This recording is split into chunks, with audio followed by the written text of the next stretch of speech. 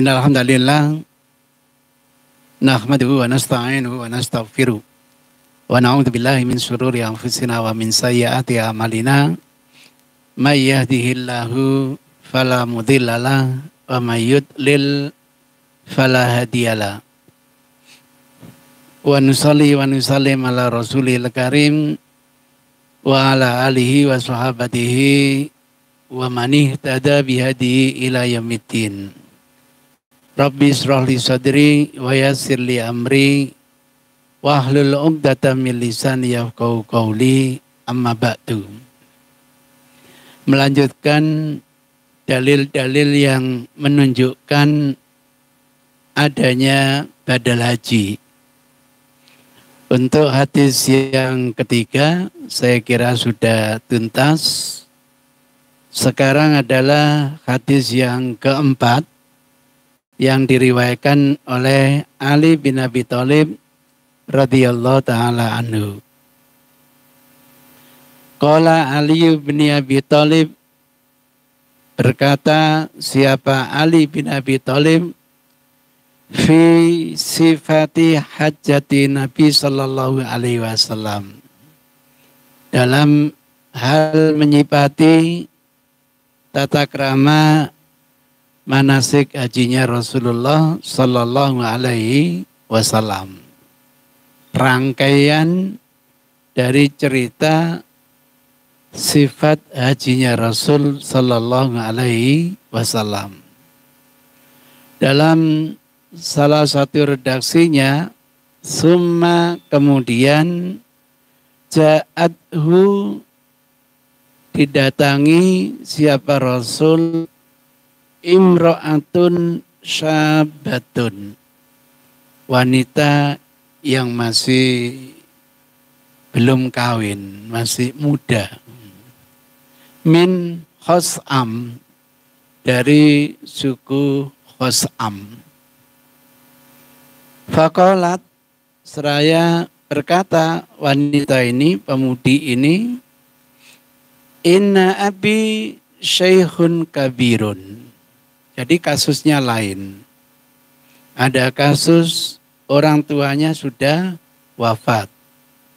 Ada kasus ibunya sudah wafat. Sekarang kasusnya orang tuanya ini sudah tua renta. Syaikhun kabirun. Sudah tua sekali. Waqad afnada, diterjemahkan apa ya afnada itu? Lumpuh ya. Dan sudah tidak mampu apa-apa, lumpuh. Namun wa adrokathu, dia sudah mendapatkan faridatullah fil haji. Dalam pandangan putrinya ini, bapaknya kaya, mampulah untuk menunaikan ibadah haji. Cuma kasusnya sudah lumpuh, sudah sakit, sudah tua, sudah renta. Wala yastati'u ada'aha, dan bapaknya ini tidak mampu untuk melaksanakan ibadah haji. Itu kasus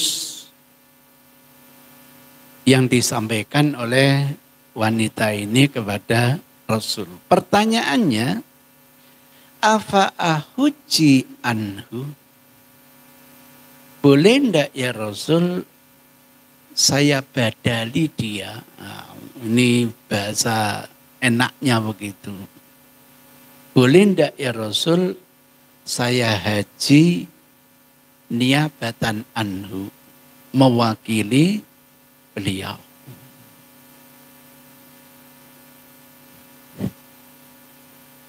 An awat an uaddiyaha, untuk aku menjalaninya, anhu, demi bapakku itu. Qala Rasulullah sallallahu alaihi wasallam, na'am. Rasulullah bersabda, silahkan. Jadi kasus berbeda, orang tuanya masih hidup, tapi ada udzur. Tidak mampu mengadakan perjalanan untuk manasik apa? Haji. Maka ketika putrinya ini tanya kepada Rasul, boleh ya Rasul saya membadalinya gitu. Rasul menjawab, boleh. Silahkan, ya boleh.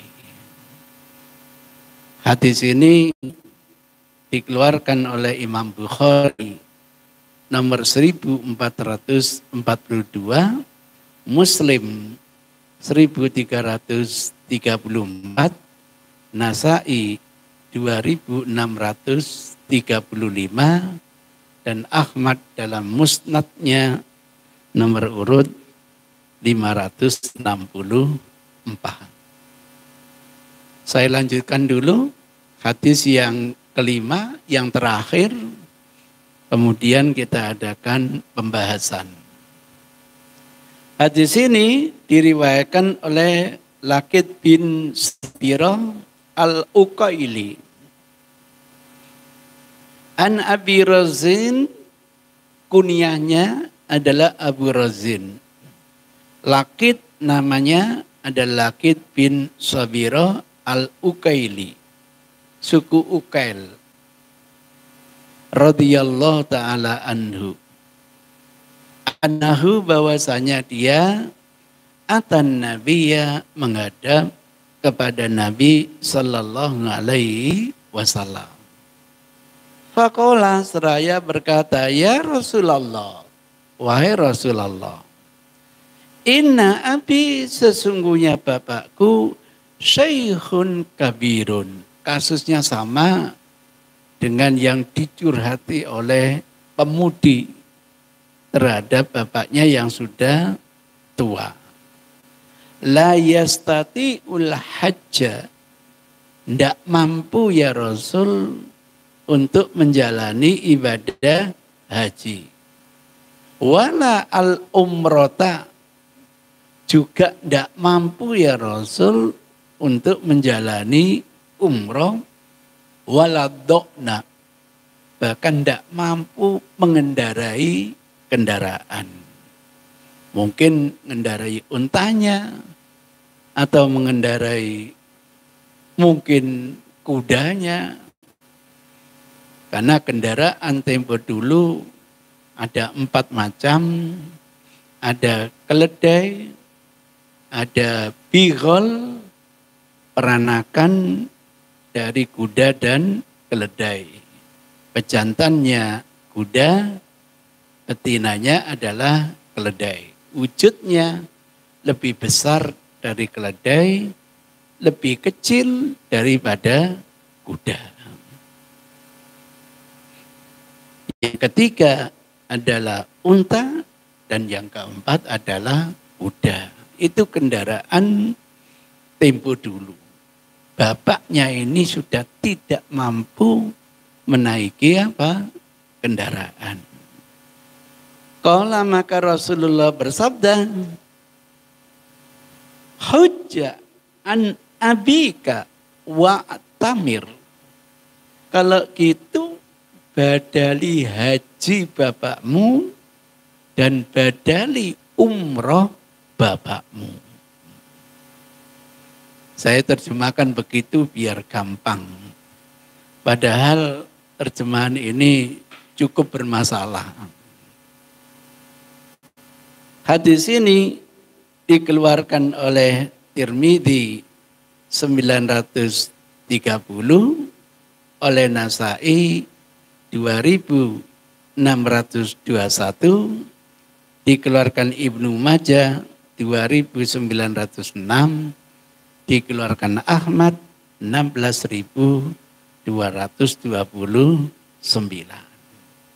Sengaja kita carikan hadis-hadis yang makbul, bisa derajatnya sahih, bisa derajatnya hasan yang bisa diamalkan, layak dijadikan hujah.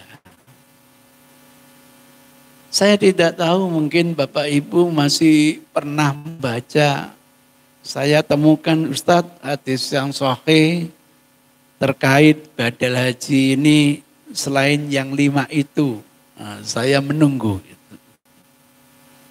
Saya pingin sekali untuk merekrut semua hadis yang terkait dengan badal haji dengan catatan hadisnya layak dijadikan sumber hukum. Hadisnya tidak hadis palsu, hadisnya tidak dhaif yang tidak mungkin dijadikan hujah. Sebab dhaif itu ada kemungkinan masih dijadikan hujah. Kalau dhaifnya tidak keterlaluan dan memang dalam kasusnya kita belum mendapatkan hadis yang lebih baik.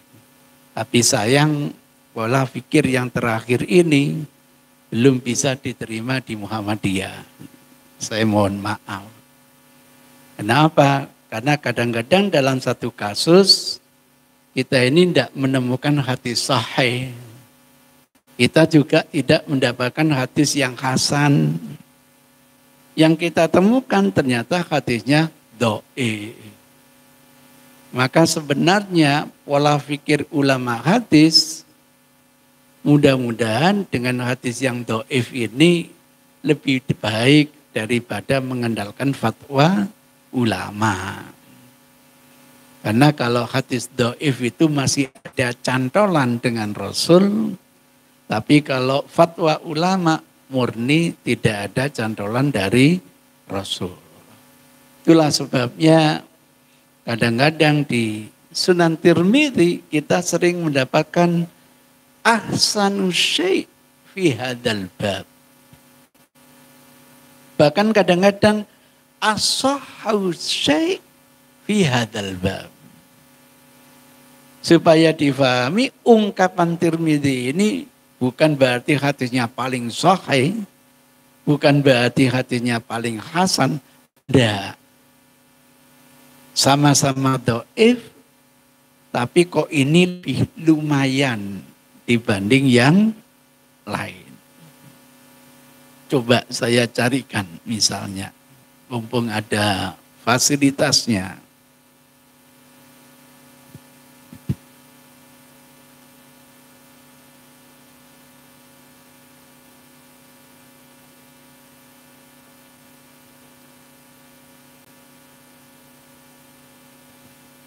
Sering diberikan komentar oleh Imam Tirmidzi.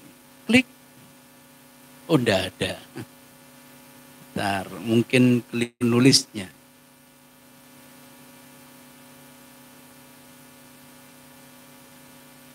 Misalnya enggak ada hu-nya. Klik. Nah. Fi hadzal bab wa ahsan. Kata-kata ahsan muncul seperti ini. Hadzal hadis ashahhu syai'in fi hadzal bab wa ahsan. Nah, hadisnya apa? An aliin dinari, saya kopikan saja biar besar.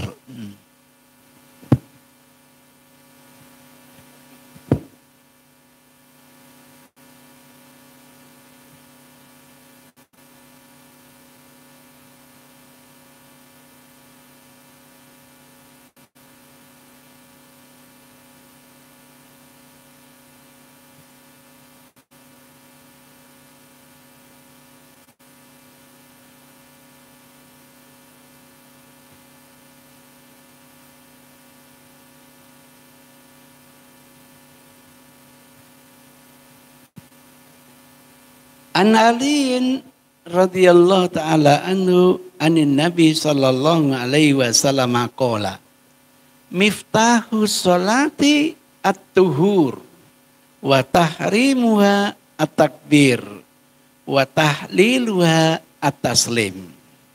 Hadzal hadis asahhu syai'in fi hadzal bab wa ahsan. Kuncinya salat adalah kesucian, wudu, tayamum, atau mandi jinabat. Wa tahrimuha, mulai haram, tidak boleh ngomong ini, itu, berbuat ini dan itu, ditandai dengan takbir. Sehingga takbir ini dinamakan takbiratul ihram. Wa tahliluha, halalnya boleh bebas ngomong ini, itu, berbuat ini dan itu, ditandai dengan taslim, bacaan salam. Kalau hadis ini hanya diambil sanad ini saja, belum sampai ke taraf sahih. Bahkan belum sampai ke taraf hasan. Hadisnya adalah dhaif. Dari mana? Nanti di sini. Qala haddatsana Qutaibah wa Hannad wa Mahmud bin Ghailan qalu haddatsana Waqi an Sufyan tahwil sanad wa haddatsana Muhammad bin Bashar qala haddatsana Abdurrahman bin Mahdi qala haddatsana Sufyan an Abdullah ibnu Aqil. Ini permasalahannya an Muhammad bin Hanafiyah. Ini kalau di sisi biografinya orang ini bermasalah. Maka dengan sanad hadis ini sesungguhnya statusnya masih dhaif. Kemudian muncul syawahid. Ternyata hadis yang semakna ini nanti juga diriwayatkan oleh beberapa orang. Ini Abdullah bin Muhammad bin Aqil dinilai soduk. Kalau dinilai soduk itu belum bisa ke derajat sahih. Wa qad takallama fihi, banyak yang membicarakan aibnya, cacatnya. Ba'du ahlil ilmi min kibali hifdhihi, dari sisi hafalannya.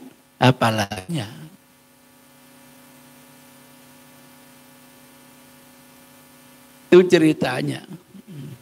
Sehingga dalam sanad ini termasuk di dalamnya karena ada perawinya yang dhaif, mestinya hadis ini dhaif. Alhamdulillah akhirnya nanti ketemu ini ada syawahidnya sehingga Albani berani mengatakan hadis itu hasan sahih karena ada dukungan dari yang lain. Bagi yang tidak mendapatkan dukungan, maka hadis ini statusnya tetap apa? Dhaif. Itu ceritanya begitu. Bagi yang mendapatkan syawahid dan tawabi, mudah-mudahan karena dhaifnya hanya dari sisi hafalan, bukan dari sisi kredibilitas, meningkat dari dhaif menjadi hasan li ghairihi. Albani biasa mengatakan sahih itu maksudnya sahih untuk dijadikan hujjah.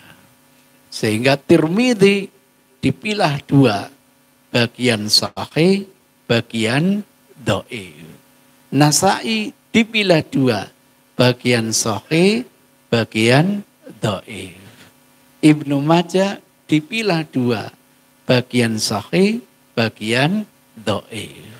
Lah yang bagian sahih ada yang statusnya sahih, ada yang statusnya hasan, bahkan ada yang statusnya hasan li ghairihi. Nah, ini termasuk hadis hasan li ghairihi. Karena dhaif didukung dengan dhaif yang lain meningkat menjadi hasan li ghairihi. Itu contohnya itu. Ada komentar mungkin? Ada pertanyaan? Monggo.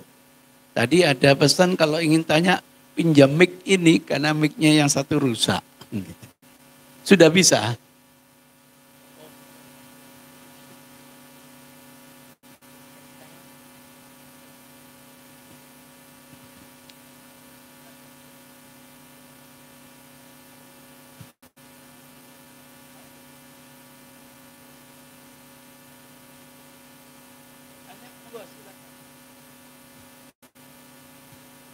Oh, udah ada. Ya, masih diperbaiki mic-nya. Ya. Baik. Saya lanjutkan kalau gitu. Setelah tuntas kajian hadis-hadis yang tampaknya boleh membadali haji, mari kita perhatikan. Redaksinya itu bukan menggunakan lahu, tetapi anhu.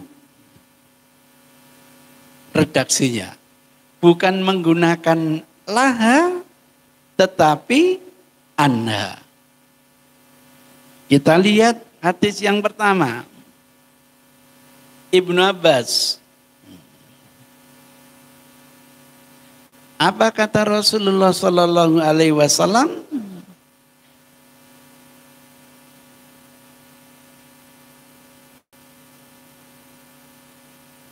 Qala na'am huji anha.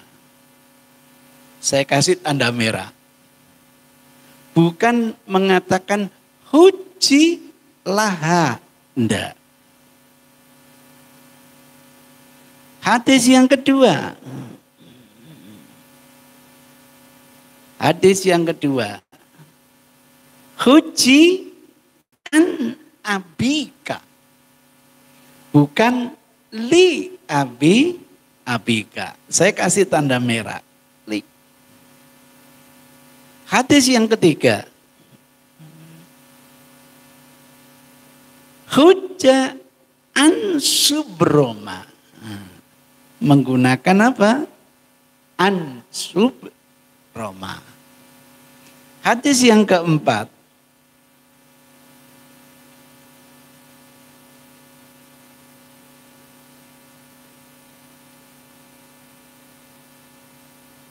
U'addiyaha anhu. Nah, bukan u'addiyaha lahu. Nah, anhu. Hadis yang terakhir. Huji an abika. Bukan huji li abika. Supaya kita paham. Karena ini analisanya analisa hermeneutik linguistik. Jadi tidak sembarangan. Kuliahnya di S3. Kalau perlu di S4. Kalau perlu di S5. Gitu. Supaya paham kita. Kalau laha, lahu, lil milki, kepemilikan. Anaknya haji, dapat pahala haji, diberikan kepada bapaknya. Itu lahu. Itu lahu. Itu namanya penghadiaan pahala. Ndak ada. Si wanita putrinya itu berbuat haji, kemudian laha untuk ibunya. Ndak. Bukan berarti anak putrinya ibadah haji, pahalanya dihadiahkan kepada ibunya. Ndak. Ndak gitu. Tetapi anha. An itu niabah. Pewakilan. Jadi anak yang berbuat mewakili orang tua. Dan supaya difahami, anak ini adalah hasil karya orang tua. Anta wa maluka li abika. Menurut Al-Quran, kita nanti akan mendapatkan apa yang kita kerjakan. Salah satu kerjaan orang tua adalah bukan membuat ya, gitu. Melahirkan anak. Jadi anak ini adalah asetnya orang tua. Saya bacakan hadisnya. Anta wa maluka li abika, misalnya.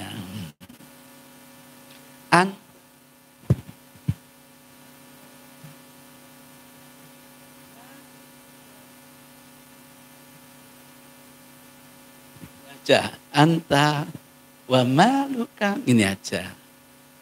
Paling enak cari Majawi. Karena hadisnya qauli. Duh, enggak ada. Masa tulisannya kalah? Anta wa ma. Betul ya? Oh, keliru.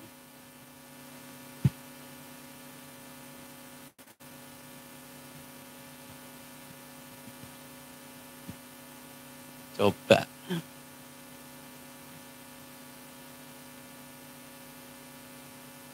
Klik. Kamu, wahai anak, dan semua hartamu adalah milik orang tua. Asetnya orang tua. Kok nggak muncul? Masa tulisannya keliru?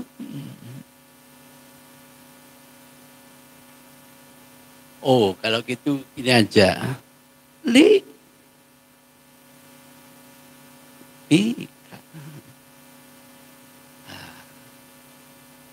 Bismillah. Nah, gitu. Li abika muncul, keliru nulisnya. Cari. Li abika. Ayo. Ada sabab.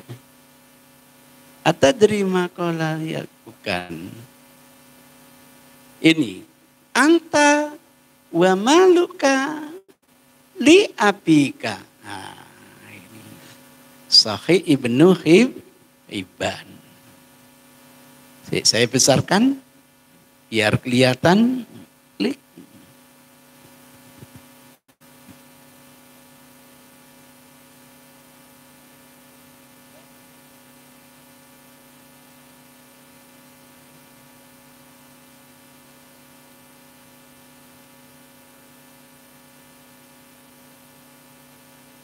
Nah, jadi anak ini adalah aset milik orang tua.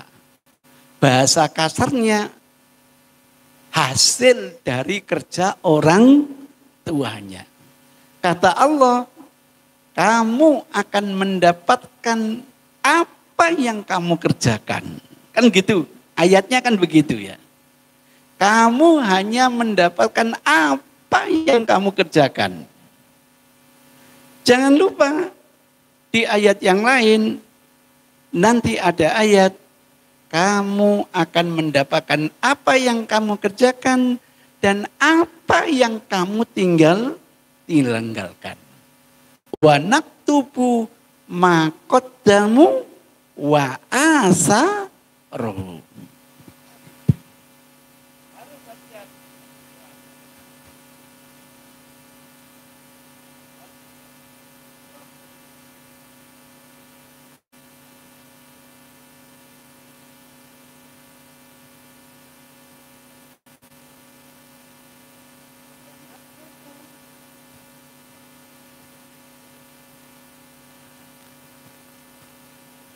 Oh, mohon maaf. tulisannya keliru. Sudah klik. Nah, ada di dalam surat Yasin ayat yang ke-12.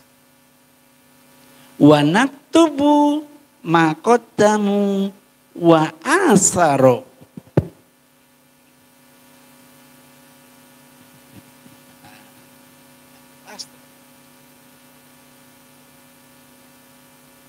Saya besarkan. Nah, dua hal ini menjadi kata kunci. Agar kita bisa membedakan konsep pelimpahan pahala dan konsep kecipratan pahala. Ada orang memberi takjilan kepada berpuasa. Kata Rasul, nanti orang yang memberi takjilan kepada yang berpuasa itu mendapatkan pahala seperti pahala yang dilakukan oleh orang yang berpuasa. Tanpa mengkorting hak pelakunya sedikit pun. Jadi yang berpuasa dapat misalnya 1 triliun, yang memberi takjilan juga kecipratan dapat 1 triliun. Jadi bukan yang berpuasa pahalanya disetorkan kepada yang memberi takjilan, enggak. Yang berpuasa dapat pahala, yang memberi takjilan kecipratan dapat pahala.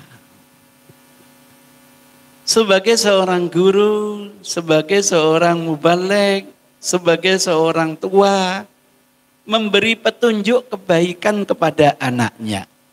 Man dalla ala khairin, siapa yang memberi bimbingan kepada kebaikan, karena dia mendapatkan pahala seperti pahala yang dilakukan oleh yang diberi bimbingan.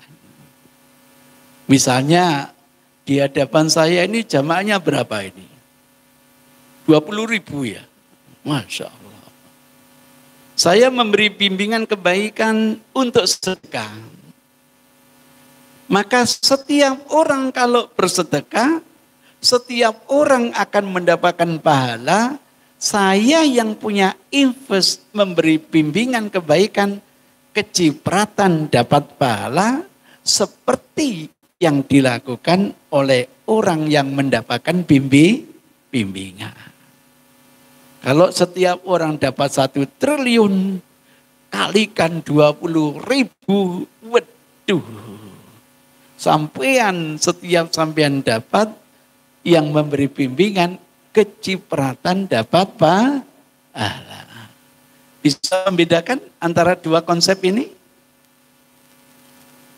Bedakan antara penghadiaan dengan kecipratan dapat apa? Pahala. Kalau penghadiaan sampean menjalankan kebaikan, pahala sampean kirim ke saya, sampean ndak oleh apa-apa. Itu yang tidak ada. Yang ada adalah orang yang berbuat kebaikan dapat pahala, yang punya invest, mendidik, mengarahkan kecipratan dapat apa? Pahala. Kalau keyword ini sudah diterima dengan konsep seperti ini, apa salahnya kalau anak nanti mewakili orang tua untuk menyelesaikan tanggungan orang tua? Padahal sebenarnya ketika orang tua wafat, sudah tidak mukallaf lagi. Sudah tidak terbeban. Dia sudah punya nazar, sudah dapat pahala haji. Dia tidak bisa menjalani karena udzur sakit. karena udzur meninggal dunia. Sebenarnya sudah tidak berdosa. Tapi hebatnya Rasul, kalau kamu merasa bapakmu punya utang, maka silahkan selesaikan utangnya itu. Jadi yang mengerjakan anaknya dapat pahala, orang tuanya kecipratan dapat pahala. Sehingga utangnya jadi tuntas. Begitu. Bukan hanya utang haji, utang tetangga yang menyelesaikan si mayit atau anaknya. Anaknya. Misalnya begitu. Utang puasa yang menyelesaikan siapa? Anaknya. Hadisnya sahih. Man mata wa alaihi soma anhu wali yu. Cari hatinya. Ini harus hati-hati karena memang banyak yang masih bias gitu.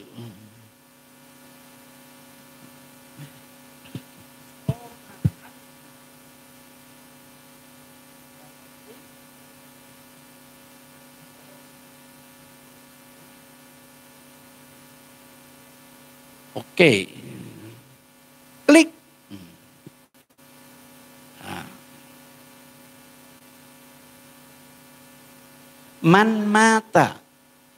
Barang siap. Saya copy saja. Saya copy. Nah.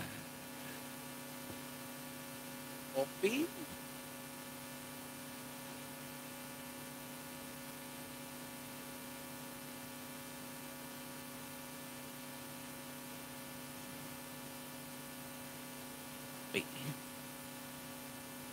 Man mata.